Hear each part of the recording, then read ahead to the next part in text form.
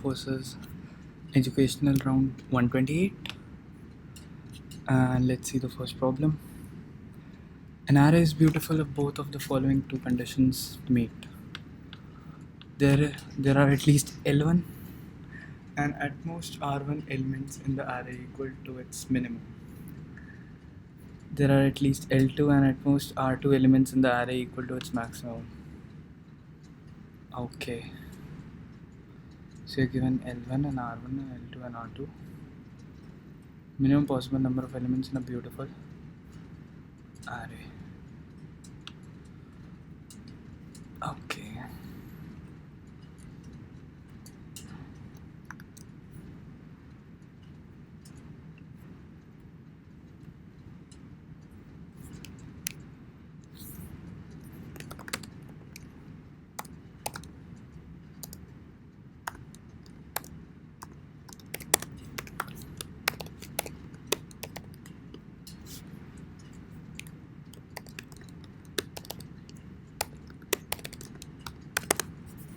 Taking the input and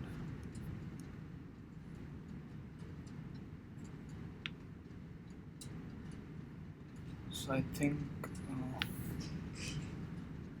let's just consider the at least case, and basically if the maximum and minimum are not the same, then the array size would be L1 plus L2.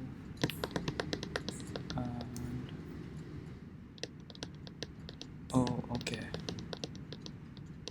So if L1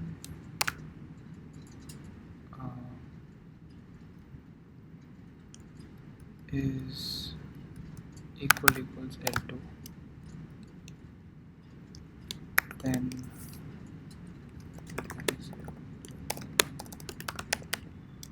right, else if whatever is max, let's say L1 is less than L2, then the operation is L2, and we have to make sure that L2 is less than R1. So that is ensured that L2 would be smaller than or equal to R2. So we just have to make sure this is true.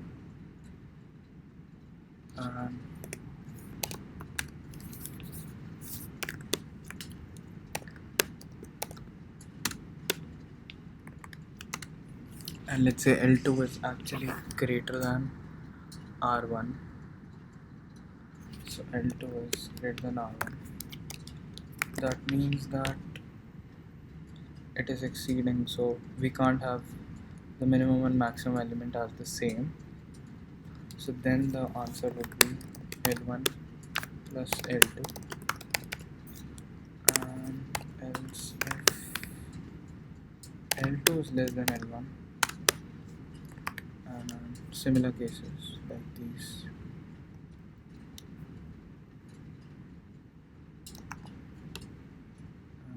In this case, L2 is less than L1 and L1 is less than R2. Then we do this, and if L1 is greater than R2, then we just do L1 plus L2 by this.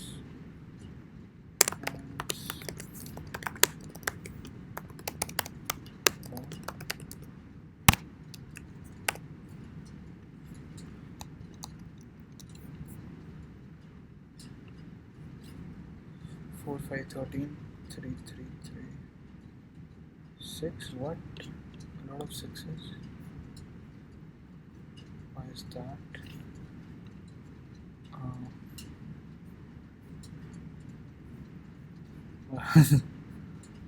Why are there a lot of 6 in the end?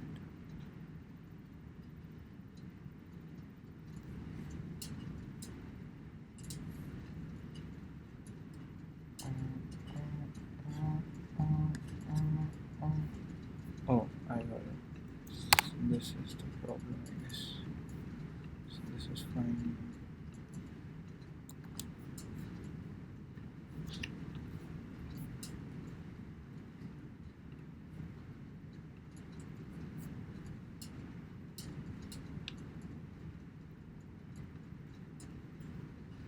let's read the second problem, and I hope this is correct. Yeah, so second problem states that there is a field divided into n rows and m columns. N rows and m columns. Some cells are empty, denoted as E. Other cells contain robots, and you can send a command to all robots at the same time. And the command can be of one of the four types. When you send a command, all the robots at the same time attempt to take one step in the direction you picked. And if a robot tries to move outside the field, it explodes. Otherwise, every robot moves to an adjacent cell in the chosen direction. You can send as many commands as you want. Your goal is to make at least one robot reach the upper left corner of the field. And can you do this without forcing any of the robots to explode? And you have to print out yes or no. T and M. Okay, interesting problem, I must say.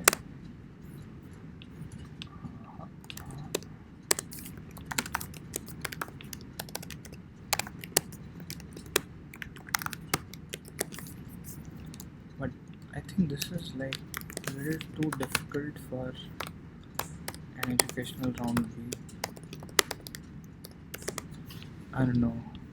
Okay, so N and M are up till 5. That is weird. N lines follow, each of them contains a string of M characters. Each character is either E. So we can take a string of A of N, I guess. And for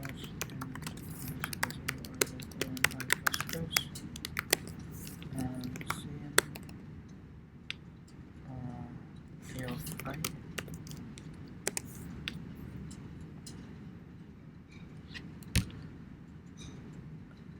Each of them contains a string of N characters, E or R. Each test case there is at least one robot on the field. Okay. If there is only one robot, then we can obviously do it, right? Yeah. So I think I'm gonna count the robots.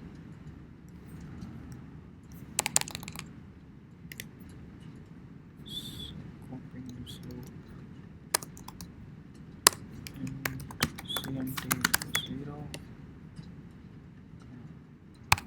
For and j is equal 0, j less than m, j plus plus. And if a of I is equals r, CMT if CMT is equals 1, less than yes.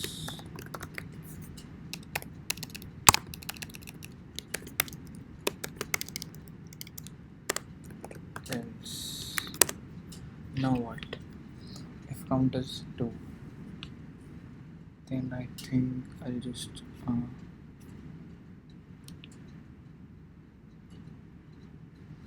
I think I'll just always take the top left guy, right? And that would be like if this guy is the top left guy, right?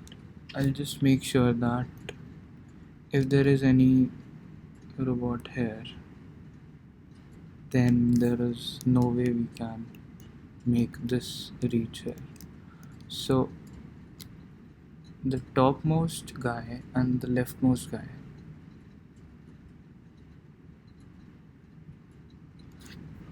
what does that mean?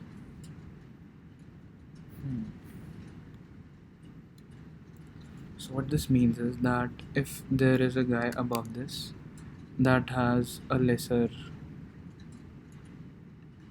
or a greater j, so a greater j but lesser I guy is present, then it is impossible, and a greater I or a lesser I and lesser I is this one, or greater I, right? So greater I and lesser j guy is present, then it's not possible, I think. And the first guy we meet here will be the guy, right? A of I is equal to this, or then we'll just do break, not break,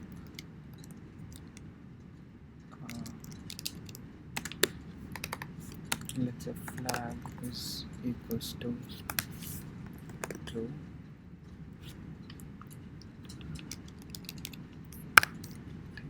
so end flag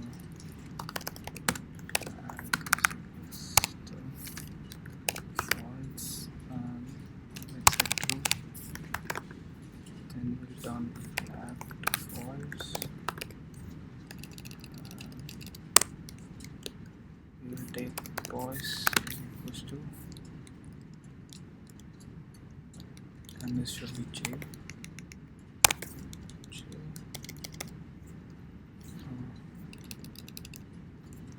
and pause should be a pair,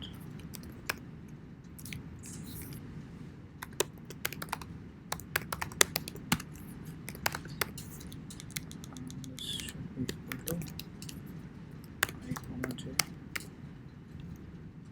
and if I find a guy having lesser ij as this guy, and if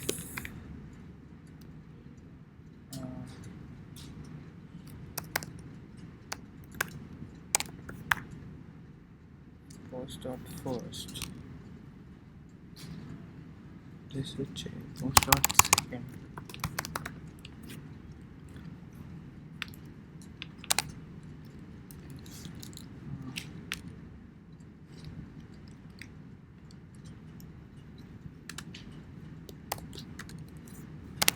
what is greater than the guy's j.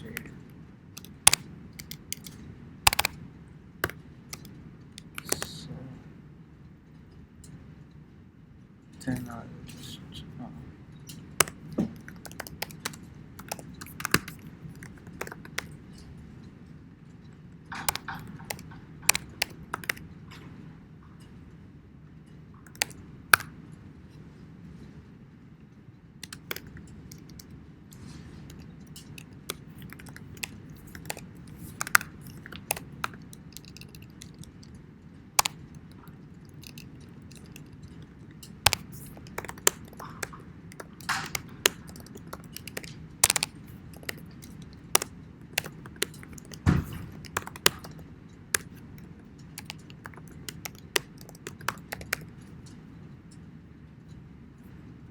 think this might work.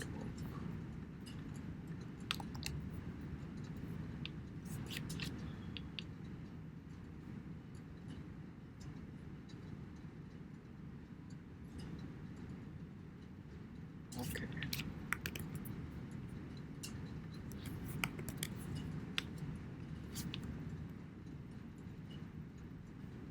Yes, no, yes, yes, yes, no. This is working for these test cases, but I don't know what the other ones.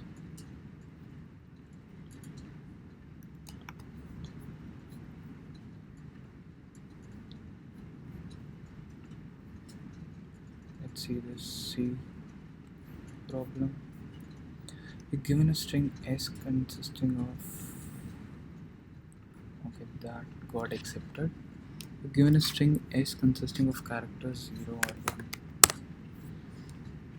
And or 1. What does and mean? 0 and 1, of course. You have to remove several characters from the beginning of the string and several characters from the end of the string. The string may become empty after the removals. Cost of removal is maximum of the following two values: the number of characters 0 left in the string, number of characters 1 removed from the string. What is the minimum cost of removal you can achieve? Okay, I've not really understood the question. So we have a string. That is weird because usually they give us the length of the string.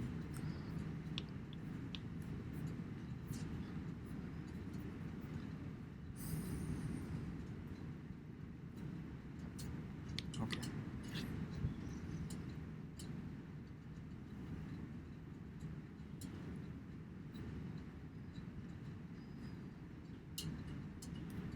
So cost of removal.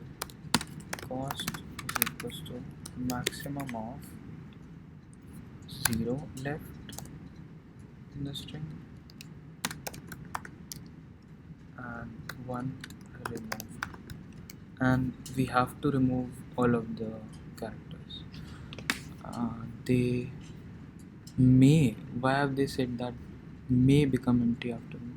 It has to become empty or not? Okay. In the first test case, it's possible to remove two characters from the beginning and one character from the end. Only one is deleted, only 0 remains, so the cost is 1. What does that mean? Oh, okay. In the second test case, it's possible to remove 3 characters from the beginning. So what do we have to do? I want to remove anything. So we have to perform one removal.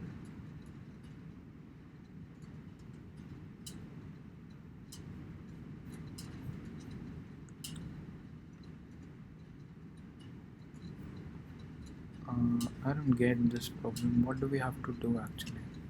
So I think what this means is we have to perform one removal, right? Or let's say we have to do a removal. So, and for that matter, you can, in the fifth test case, it is optimal to leave the string as it is. Oh, okay. So we don't need to do a removal. We will incur a cost, and that would be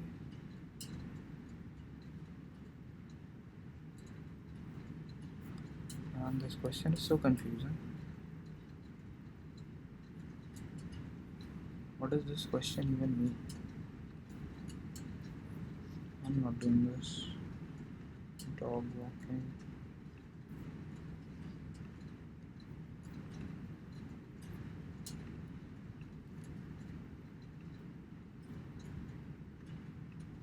Let's look at the standings for that matter. Dog walking. All of these are so large. Okay, then I'll have to do this then. In the second test case, it's possible to remove 3 characters from the beginning. These 3. And 6 characters from the end. So 1, 2, 3. Oh, sorry. 0, 0, 1, 0, 0, 1. 2 characters 0 remain. 3 characters 1 are deleted. So the cost is 3. So 2 characters 0 remain. 3 characters 1 are deleted. So the cost is 3.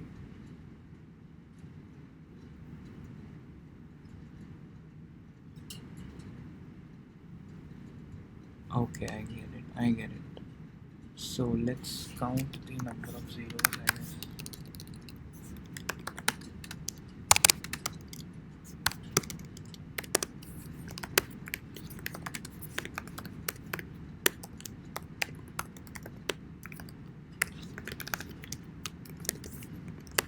If s of 5 is equals 0, then answer plus plus count 0 plus plus, and else we will have to do that. And So we have these many zeros, and so we have to kind of remove the number of zeros, right? And in the process we will remove some ones also, and the number of ones that are removed should be lesser than what?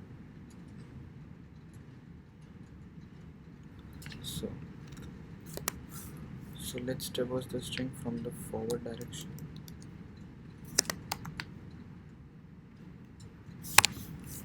If s of I is equal to 0, then count of 0 minus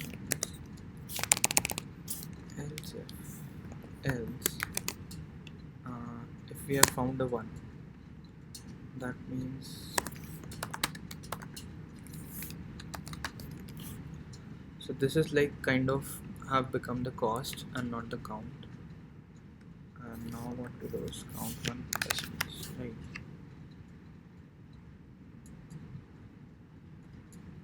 Now the problem is, how do I figure out which is more optimal to delete from the front end or the back end? So I can either choose from the front or the back.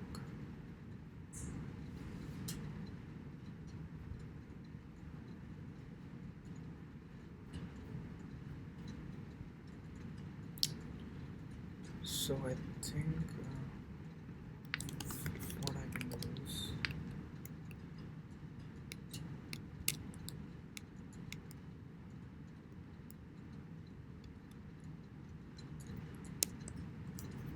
I can take an index equals 0, and so this would be the index from the front end, and index from the back end will be equal to s dot length minus 1, and else if s of I is equals 0, sorry, index from back 0, then we will count of 0 minus and idx being minus idx f plus plus, and this should be idx f, and else if it is 1, let's say,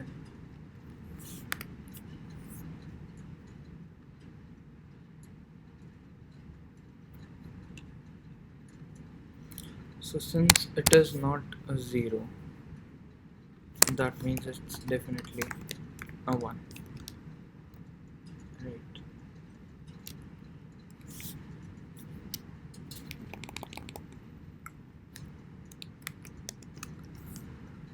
So then we'll have to look at some condition. That means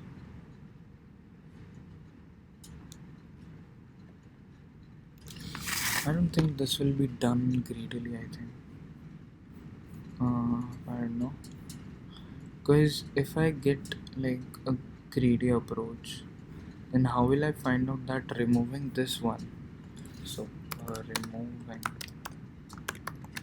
this one is fine or is beneficial for us later, right? Because I don't know the future. I don't know if I'll get a 0 or I'll just keep on getting ones. What I can do is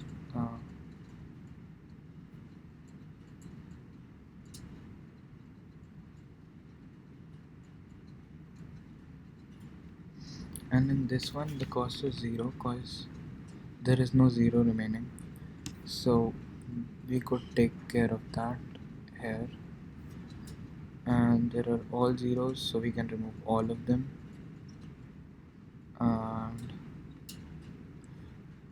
we can remove all of these, and now the problem arises in 0 1 0 1s.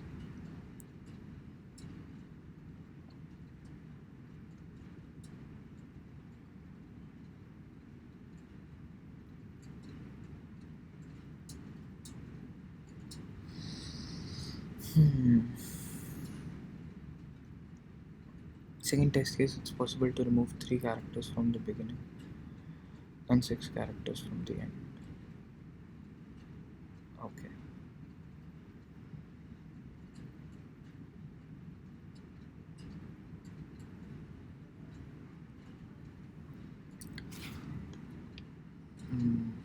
So I think first what I need to do is I just need to remove the left zeros and the right zeros first, right? So I think this will work.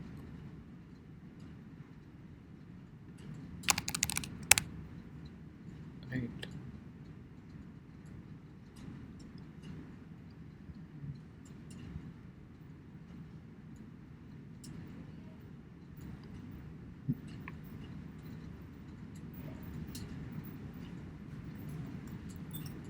And when I have removed all zeros, now I'm left with, for this string I would be left with all of this, and so the number of zeros 4 5 6 7 8, and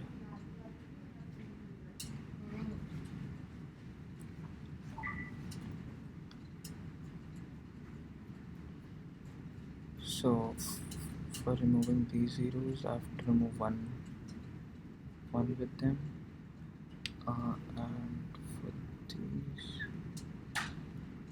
2 ones, how to find the optimal point?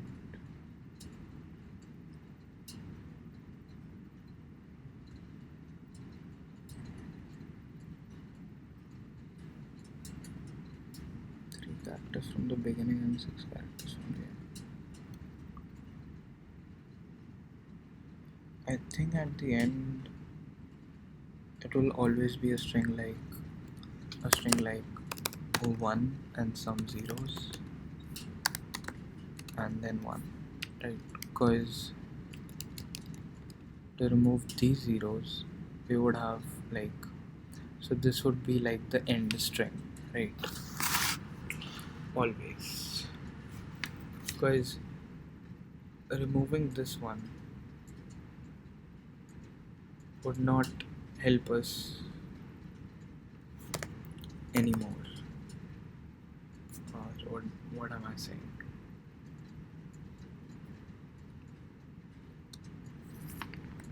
So if I can remove this one, then I can remove all zeros.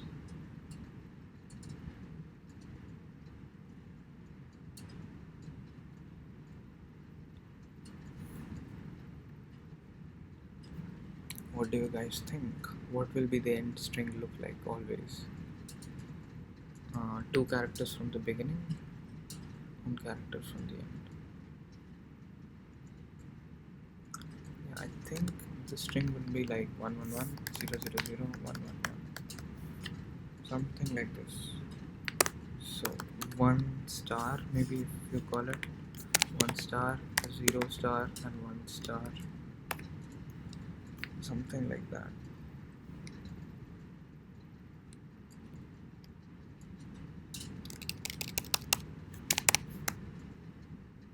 Let's say this is the final string and the cost is x. If we remove this one, the cost will be increased by 1 if it was taken from ones, and if it was taken by zeros, then the cost would be same as x, and then we will remove some zeros, so then x minus number of zeros, we would actually decrease the cost.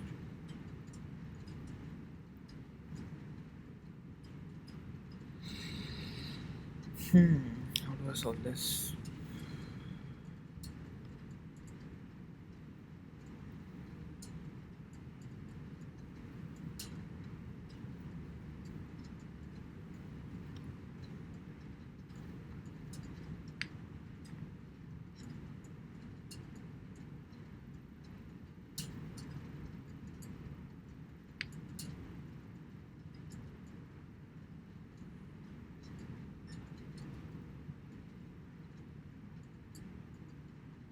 So what I can do is like I can remove one from the front, one from the back, depending on which one is next, like closer to the next zero.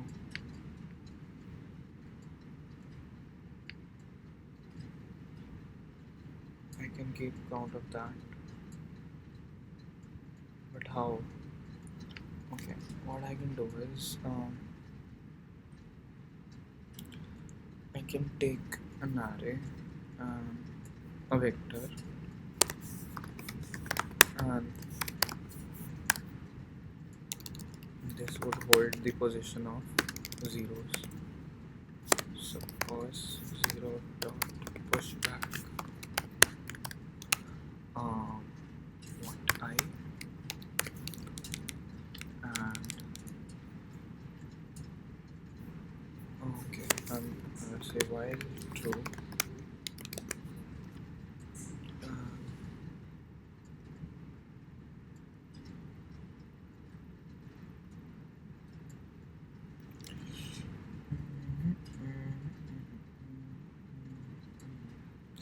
or what I can do is create a prefix array,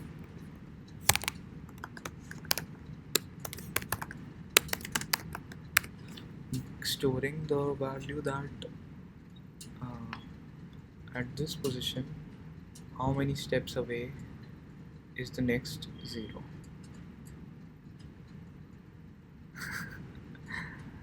uh, that would mean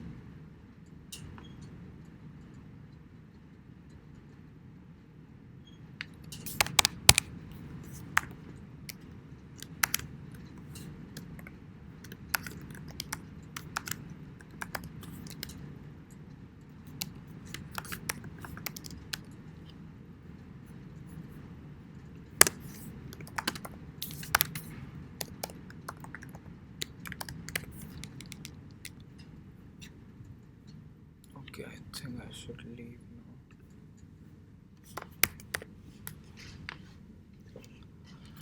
Uh-huh.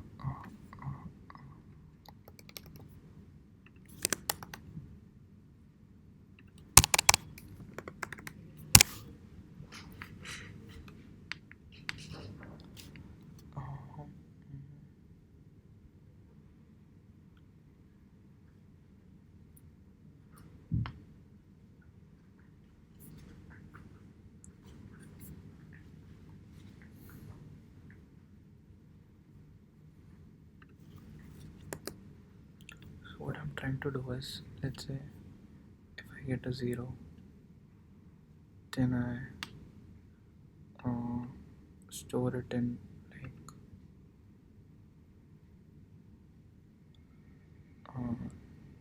I can store int posi 0, let's say posi 0 is equals to int max currently, right? And what I'll do is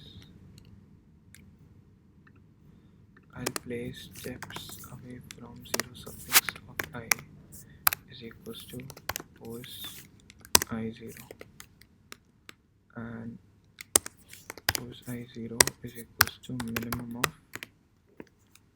pos I0, and but this would happen if I'm traversing from the backend side. So basically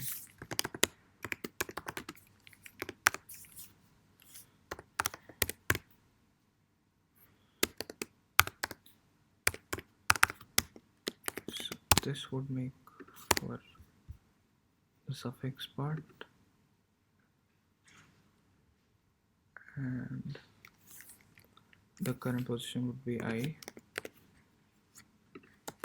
and similarly for the front part,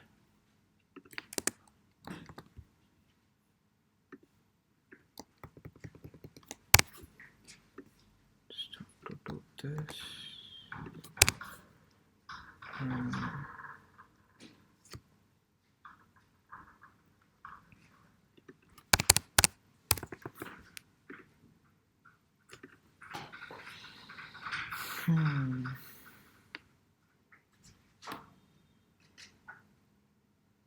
But this would give me the index of the next 0 at that point.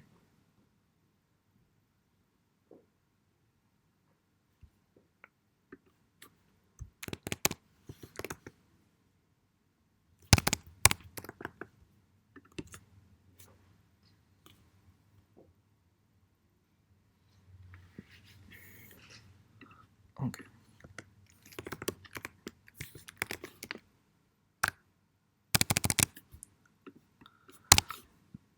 Else if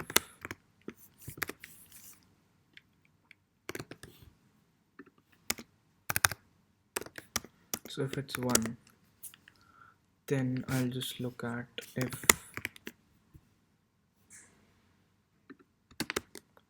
and s of idx b is equals 1.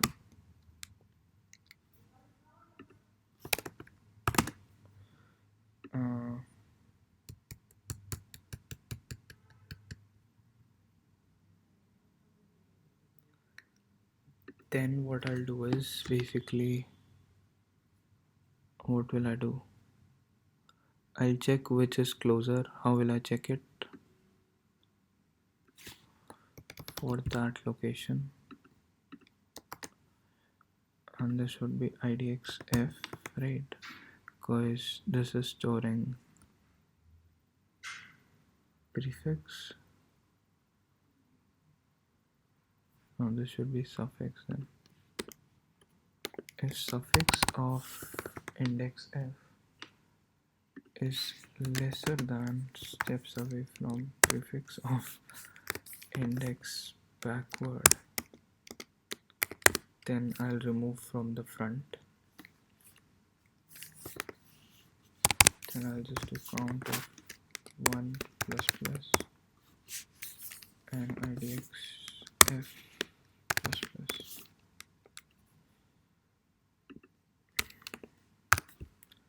Else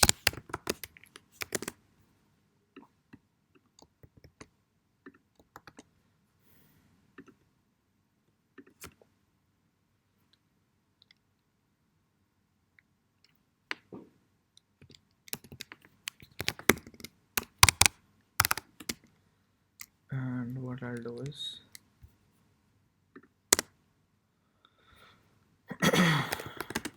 if count of 0 is equals count of 1, that means removing more number of ones would actually lead to a loss. Then we can just break, or what I can say is that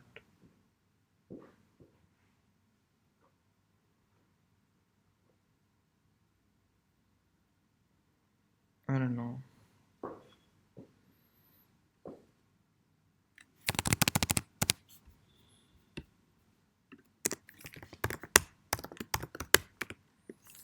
I don't know if this will work or not. If this doesn't work, I'm just going anyway.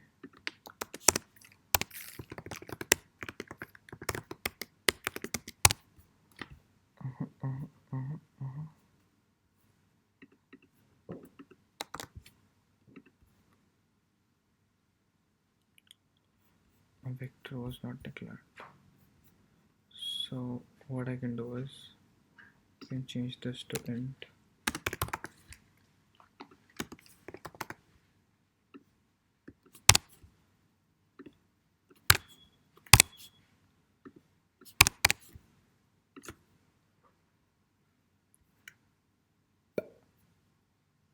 I finally had to do it. I don't know why the limits are not included in iStream. They should just do that. What the fuck happened? Okay.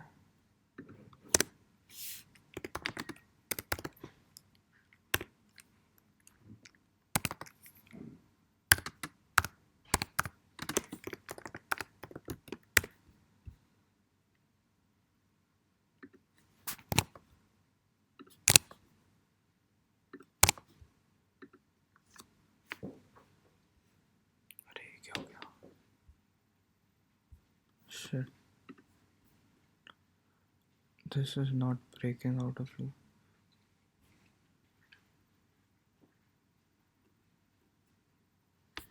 Fuck it.